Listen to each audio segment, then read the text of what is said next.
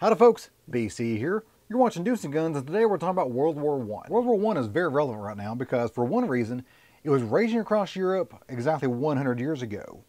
And along with that, there's actually a very good YouTube channel called Teh Great War. I'll put a link in the description below the video, where they're basically going through a week-by-week basis exactly what was happening in Europe exactly 100 years ago. It's very well done, very entertaining, and very informative, very historically accurate. So if you're interested in that at all, I highly recommend checking them out. And another reason why World War I is actually relevant today is because just last week, Electronic Arts released a trailer for their next Battlefield series video game. And it's based on World War I. It looks very good. I'm definitely going to buy it, and I'm hoping it turns out really, really well done. Now, I was watching that trailer thinking, hey, I've got some of those firearms. They're not exactly World War I vintage, but they're very, very close and, of course, look and operate exactly the same way. Okay, first of all, let's take a look at my Mosin Nagant Model 9130. It was originally designed in 1891, thus the reason why it starts out with Model 91. And then later it was updated in 1930, so 9130. Now, I know that's, a far cry from World War I, which ended in 1918, I believe. Now, this one was manufactured in 1927, only 9 years after the war ended.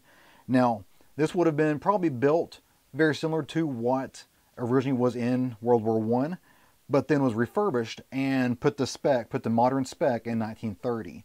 And then, of course, was utilized throughout World War II. Now, the similarities between the M9130 and the Model 91 that was used in World War I, basically almost everything that makes this a Mosin Nagant was similar back then as it is now. So basically the stock was the same. The actual bolt, that action was exactly the same. It utilized the same 7.62 by 54R cartridge. Yes, that was the same. A different kind of makeup of the bullet. The original bullet was, I believe, either a steel jacket or a copper jacket over a lead core, and eventually they started using steel cores, soft steel cores. Eventually, I'm not sure when the Soviets started using those, but it was sometime around, if not slightly after, World War II. I've had some stuff from the 50s that was definitely steel core ammo. They also used a very similar looking bayonet. It had a different mounting bracket, but the actual star shape and length was about the same. The World War I Mosin Nagant also had the same sling and sling attachment points, as well as the same 5-round magazine that really makes this stand out and look like a Mosin Nagant, that whole magazine sticking out there in front of the trigger. Now, there are also several differences between the M9130 and the original M91 that was used in World War I. Mainly what sticks out is the sights. The front sight, the model that we can grab fairly cheaply today, has a nice globular hood around the front sight post.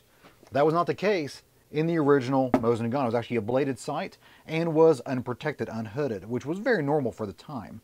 Also, the rear sights. The new ones here are in meters. They actually adopted the metric system in the 30s. Before that, they were still using the old Imperial Russian Arshin unit, which is exactly 28 inches and I believe was first standardized by Peter the Great. Another noted difference between the M9130 and the one used in World War I was the barrel length.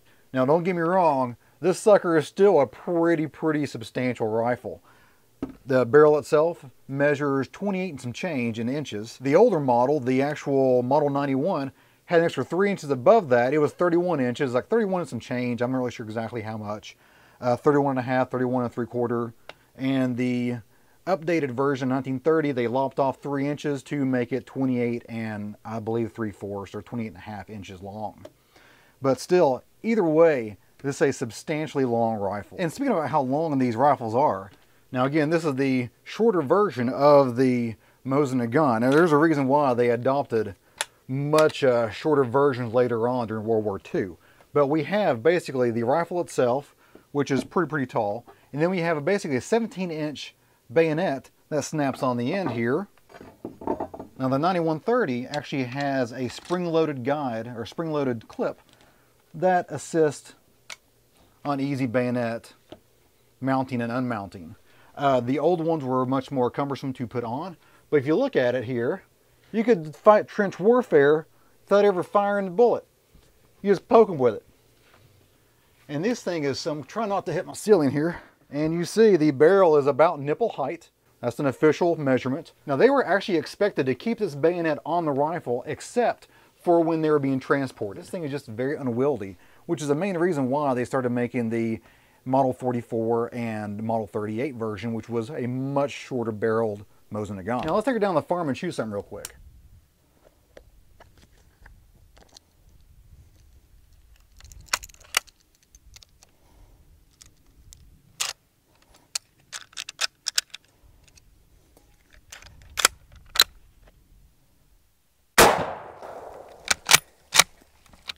There we go.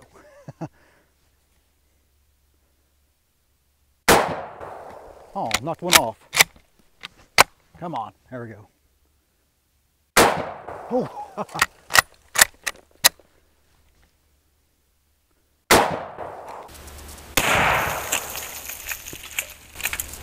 Ran out of targets.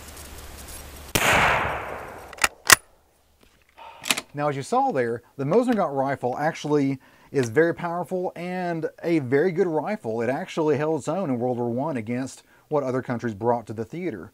It really didn't start showing its age until World War II, and us Americans showed up with M91 Garand rifles and just spoiled everything for everybody. Now, I've barely scratched the surface in the history revolving around the Mosin Nagant rifle. If you want to know anything else about these rifles, I would recommend to go to a website called 7.62 by 54R.net. The link is in the description below the video, and it has a ton of information, way more than you ever even knew existed about these fantastic rifles. In a future video, I will be reviewing and taking to the range my Nagant revolver Model 1895. And once I upload that video, I will make this link right here active for you to click on. Well guys, that's it for me today. Hope you enjoyed it. If you did, give me a like and go ahead and subscribe because I have a lot more on the way, including more Nagant stuff. So if you have any comments, questions, or show ideas, leave those in the comment box below the video. And of course, you guys have a great day. See ya.